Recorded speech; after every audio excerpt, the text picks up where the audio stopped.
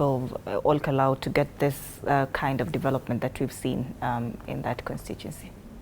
You know, development is everywhere. Ruto is working for everyone. But did it have to wait for a by-election? Stadiums in Wajir, including roads, everyone, there is construction. Ruto is delivering all his promises. So it is not an exception. For Ol Kalou people, I just say that we are implementing what we promised the people of Ol Kalou. And this is the right time. Those people who are there, apart from the gas cookers that he's talking about, which is an exclusive case of an individual having his networks or people who are supporting his initiative. And the boreholes? It's not about the government.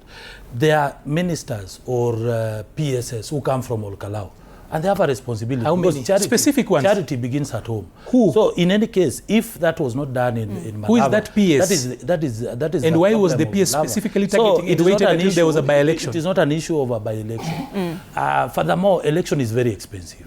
If Maliba and his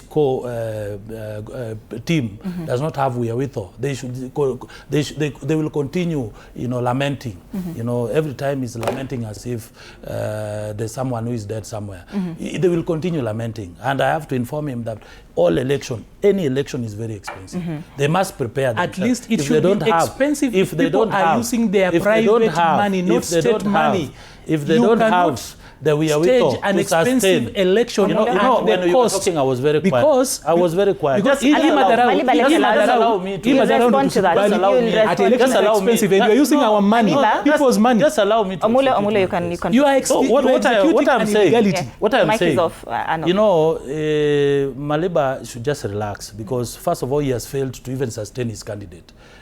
Which candidate? Campaigning. He was just lamenting there. He's tried. He's just. Unaonea huyo mtu wapunda sana. No. He's not our candidate. It is not his own problem.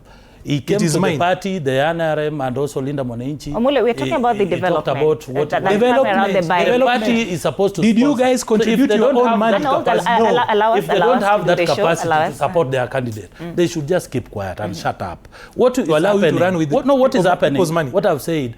If we have the capacity, because we are paid by the taxpayers' money, we have the capacity to provide the necessary support, not only financial support, but also even in terms of material, we will support our candidates. And that's the truth. If they are not prepared for such kind of framework, then they should leave the political scene. They should not lament all the time. So he should just get used to it, that whenever we have an election, including 2027, if they are not prepared enough, if they are not oiled, they should just prepare or just resign and forget about politics.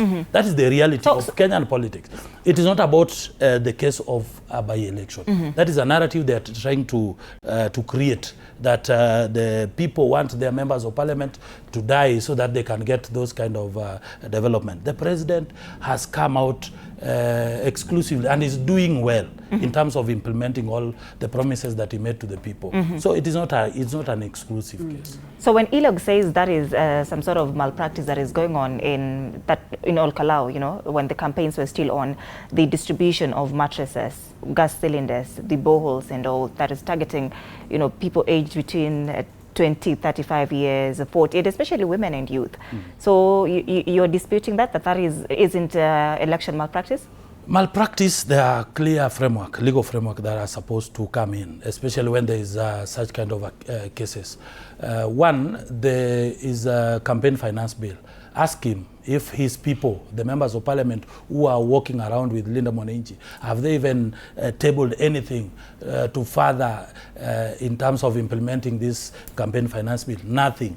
They have been quiet. They are just making noise everywhere. Secondly, IBC has got code of regulations and the laws under Article 88, which empowers them to conduct elections according to their independence as IBC. So whenever there's such kind of cases, it is now upon the people or the people who are involved, including the opposition, now to table such kind of evidence or claims so that they can also get remedies. The law is very clear when it comes to issues that are dealing with malpractice. So it's not about propaganda or talking.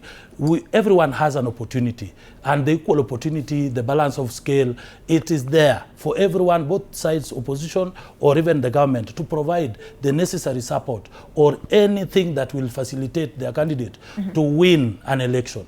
including even, you look at 2022, even the other elections, successive elections. You saw Raila had the capacity to mobilize resources and even material to support his candidate. If they are not willing to do that, then they are not good enough to say or claim that they are alternative government. Apart from just speaking and making noise during debates, they should now go there and face the reality that in Kenya today, democracy is very expensive. People must come out, even the people themselves. They are no longer donating their power. People are buying their power. And I can give you a very good example. I wanted to contest for an elective position in Ruaraka constituency. Only one meeting, you part away with almost 100,000 shillings. So even the people themselves, they demand money. You don't need to give them. And they tell you, my friend, you will not keep us here for the whole day, and then you say you have good ideas or good agenda. So if they are not prepared for that, then they are not ready enough to compete with William Ruto. And that's why the president was saying that if he looks at these people, they lack agenda, they don't have any ideology, they only make noise, they don't have money. So he doesn't have a worthy opponent to contest with. So Maliba and his co, they should just decide and forget about 2027. They should just tell the president to continue up to 2032 so that he can prepare himself. Let's get more one update. Let's get one more update, Maliba, for